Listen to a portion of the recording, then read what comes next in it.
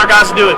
But if you win the next Sunday, you're gonna sit on the table with guys like Roger Staubach, Eli Manning, Peyton Manning, Joe Theismann, because it would be your second win in the Super Bowl. What did you think about this? What are your thoughts about this?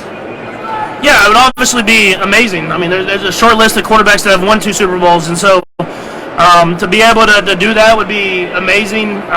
To be a part of that list of all-time greats. But I mean, it's a long ways to go. It's going to take a lot of hard work, and we're at the play against a great football team. So you can't think too far ahead. All you can do is think about how can you get better today. Do you think that the atmosphere this Super Bowl is different in comparison with the other 3 Super Bowls in the last 4 years? The atmosphere of the team? Yeah, I mean, obviously the atmosphere in Miami was amazing. The year after that, we played in Tampa. It was during the COVID year, so there wasn't as many fans. So I'm excited to have the fans back in the Super Bowl and get Chiefs Kingdom out here. I know they're out here. They're all through the stadium right now, and I'm excited for them to experience it with us. Success. A message for fans in Mexico. A message for your fans in Mexico. Oh, we appreciate the fans in Mexico. We came down and played a game a couple years back, and I can't wait to get back out there. Thank you very much.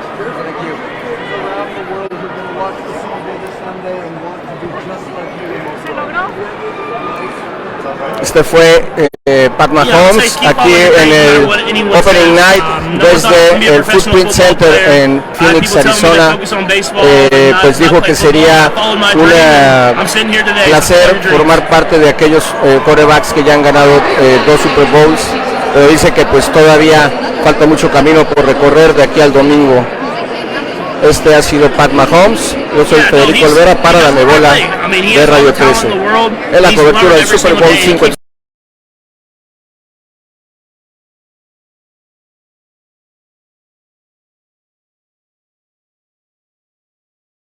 Pat, for your fans in Mexico, is it normal to play with pain in the NFL? And how is your ankle doing? Oh, the ankle's doing way better. It's normal to play in pain. I think if you ask all these guys in this room, everybody has something that they're dealing with. And so that's just part of a football season, man. It's a long season. It's a lot of hits that you have to take at this position, in all positions, and you're always going to be dealing with something. So I just try to battle it out with my teammates at the end of the day and find a way to get a win. A message for your fans in Mexico.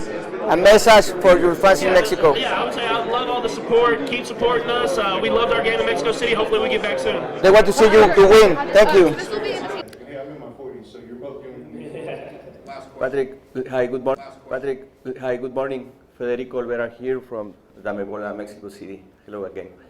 Patrick, so far in your career, what has been one of your plays that you have liked the most? And the second one, what is your favorite play in the history of the National Football League? I would say my favorite play in the history of the National Football League. I would probably say the Franco Harris play. I was watching it obviously this last year and him passing away, and how special that moment was. You get a better perspective when you realize what the scenario was, and obviously I didn't see it, and I wasn't allowed to see it. But I saw, like, you see highlights of it. You're like, oh, what a sweet play. But this last year, seeing the significance of it and what part of the game it was, and how it took them on to that great run that they had in the Steelers organization, I think that's probably it's one of the greatest plays in the history of football. And then my favorite play. It's got to be Wallace, man. They helped us win the Super Bowl, so I would say that's probably my favorite play in my career. All right, thank you. Thank you. I can't believe you got me there.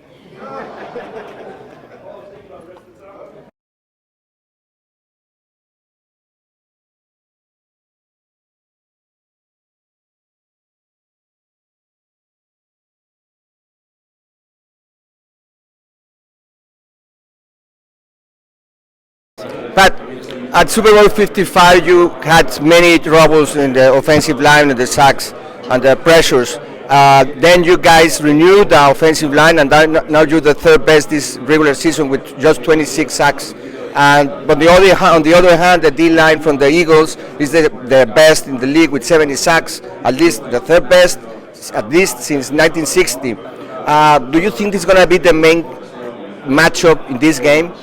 Yeah, I mean, I think not only our offensive line against their defensive line, which I think will be a great matchup. with two great units. And then on the other side of the ball, their offensive line, which is a great offensive line, versus our defensive line with great players and a great defensive line. So in big games like this, it always comes down to up front and those guys accepting the challenge and having to win that matchup. But especially this game, when you have a lot of great players going up against each other in the trenches, that'll probably be the deciding factor in the game. Finally, 73,000 or more fans would like to be here or would like to execute at least one snap on the field.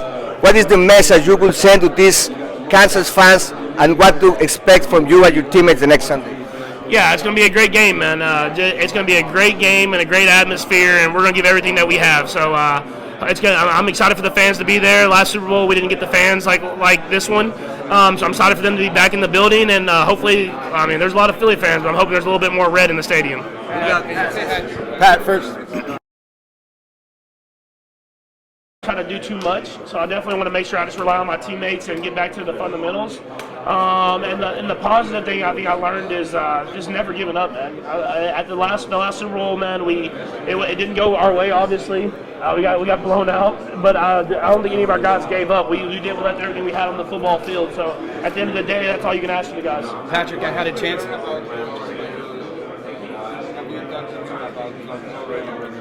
Yeah, no, I learned a ton from him. I talked to all defense coaches, but obviously Spags the most, and he gives me a good insight of why they do things and why they go against certain quarterbacks. They might try to double this guy or spy this guy, and how their rush patterns are and stuff like that. And so I've learned a ton from him, man. I mean, it's awesome you have another head coach that's your defensive coordinator. So he's a very, very smart defensive coach, and that's why he's won so many Super Bowls. It's because he has always a great game plan and always changes it up.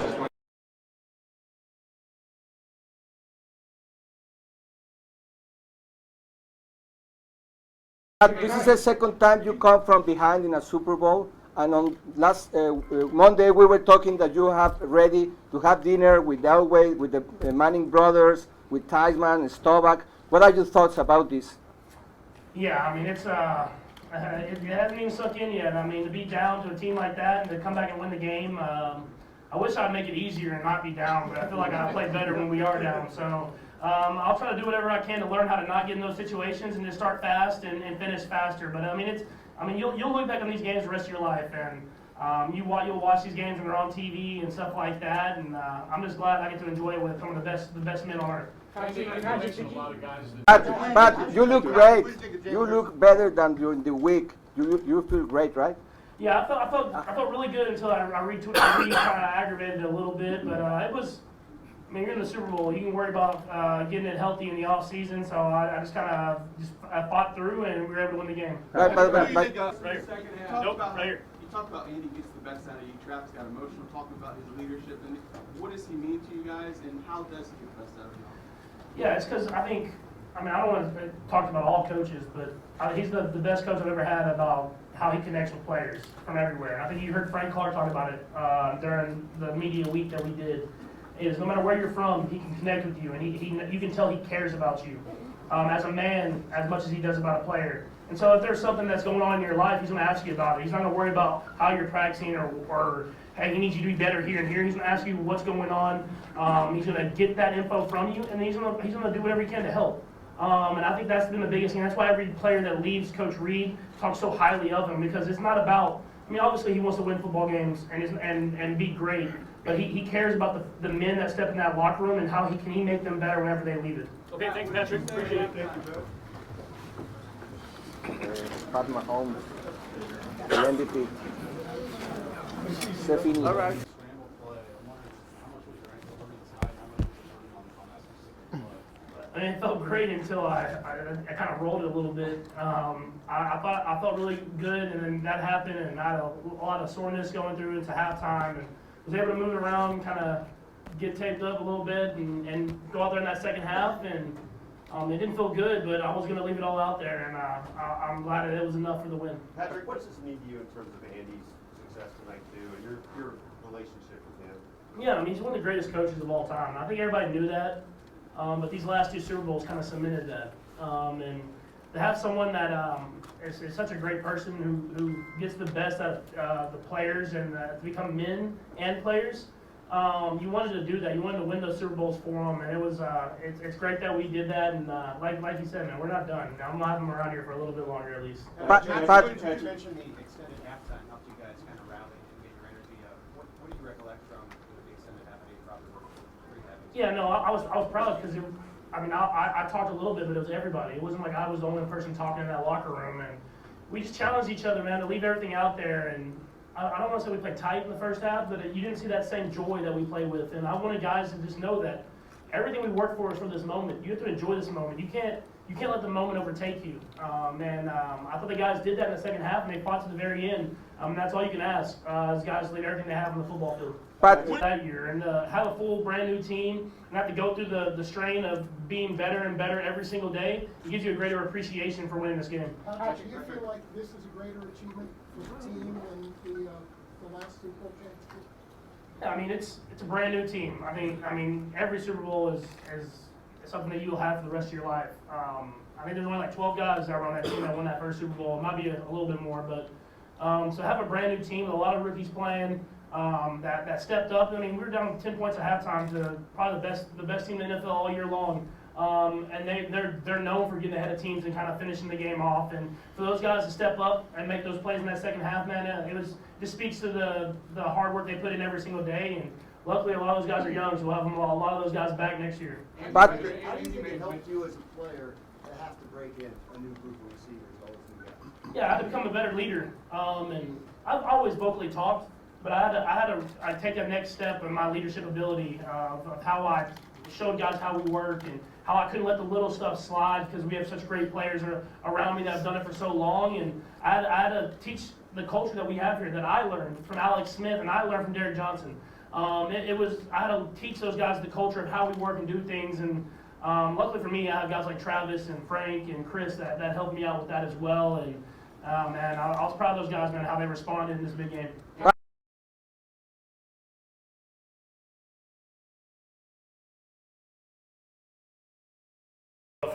Patrick, we'll start right here in the second row. Patrick Mahomes, Jose Villalba from Multimedios in Mexico. Can you talk a little bit about your relationship with Travis Kelce? You have a lot of success together. His playoff numbers are incredible. Your combination with him, with you see Tom Brady, Rob Gronkowski. What do you think? You talk a little bit about where you guys are in terms of history and what has meant for your development as a quarterback. Yeah, it's been a great run, and I think it started.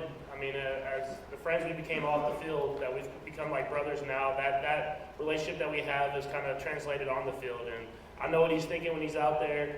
And he's one of the greatest, if not the greatest, tight end of all time. And so for me to just find ways to get in the football and the way that he works to get himself better and better every year. I mean, it's a special player that hopefully we can keep going for a long time because I mean, he's a guy that you'll never have another player like him in your career. We go first row. Hey, Patrick. So last week you had mentioned that the ankle was preventing you from really stopping with some of the pain. Where are you at and how close do you feel like you are to just doing everything that you'd be able to normally do with the injury? Yeah, I don't think you'll know exactly until you get to game day. I'm definitely in a better spot. I definitely can move around better than I was moving last week or 2 weeks ago. And so it's just trying to continue to get the treatment and the rehab and get to as close as I can to 100%, and then rely on some adrenaline to let me do a little bit extra when I'm on the field. So it's gonna be definitely better, more mobile, be able to move around a little bit better for sure, and then we'll see on game day how close to 100% I can be. We're gonna stay right here. Hey Patrick, another question on Travis. Can you describe what kind of presence he has in the locker room? I mean, he seems like a vocal guy to us, but I just wonder if that's the case inside the locker room, and then also, what are the things that sort of prompt him to speak up, whether it's during the week, during the game, whatever it might be? Yeah, I mean, he's definitely a vocal guy. I mean, he's one of the main leaders in this locker room. I mean, one of the core guys that's been here for longer than I've been here, the whole entire run of really Coach Reed's run on the Kansas City Chiefs. And so I think he can be vocal because he's the hardest working guy in the locker room as well. And he's in the building, he's working his tail off, he's finishing every route, he's blocking, working on his blocking. I mean, there's times when he's not in, he's like walking to the side and he's like working on routes by himself. And I mean, whenever you have a guy that's one of the hardest working people that's one of the greatest players of all time, then he is that vocal. He can be that vocal leader, and everybody responds because they know he's doing it the right way. Right here. Good morning, Ben. Good morning, Patrick. What is the biggest challenge of facing this Eagles defense? I mean, they're great everywhere, so it's hard to pick one. I mean, obviously, I'd probably say the defensive line just because, I mean, they're on a historic sack rate and the way they're able to get to the quarterback, and so everybody knows that everything starts up front, and so it'll be a great challenge for our offensive line to try to do what they can in the run game and the pass game of protecting and run blocking. But I mean, they got great DBs, they got great linebackers. And so when you have a great unit, it's about how can you execute and prevent negative plays. And they've done a great job, especially in the playoffs, of causing negative plays. And then turnovers are usually what win and lose a football game. And so for us, we understand it's going to be a great challenge through and through, but the defensive line is a special group, and so I'd probably say that. Second row. Hey Patrick, how you doing? NFL Commissioner Roger Goodell is speaking today. I know you're the player union rep for the team. If there's anything you would like to see change the way the NFL operates, or anything you would suggest if you had a conversation with him, what would it be? Man, anytime we can get more money to the players, I always like that, so I'd probably say that. Over here. Hi, Tammy Sherwood, Channel 8 TV. A question that we're curious about is, we know that you do like commercials and other things with your teammates and coaches. So my question is, what are your favorite activities to do with your other teammates and coaches off the field, and how does that translate in your relationship on the field? Yeah, so my favorite activity to do off the field with my teammates is golf. I like to golf in the off season. I don't golf during the season, but in the off season we like to get out there, and I've started to get more and more guys into it. And so it started off, I got Travis into it, and now I'm getting the offensive line into it. And it's not about how good you shoot. I think it's more about the camaraderie you have out there. You're out there for 3-4 hours at a time. If you're playing at a good speed and you're out and you hang out with the guys and you're competing, but at the same time you're just enjoying it. So I would say that's probably the main activity I do in the off season.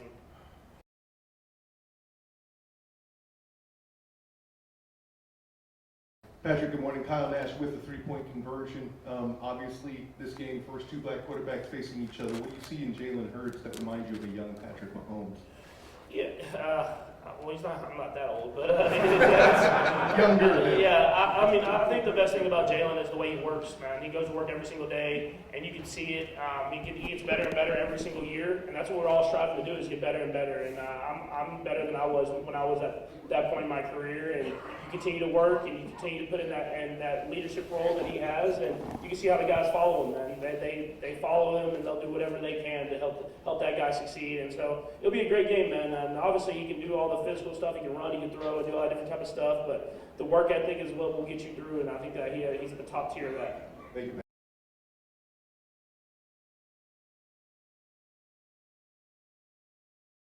Patrick had a chance to talk to Lee Steinberg yesterday at Radio Row.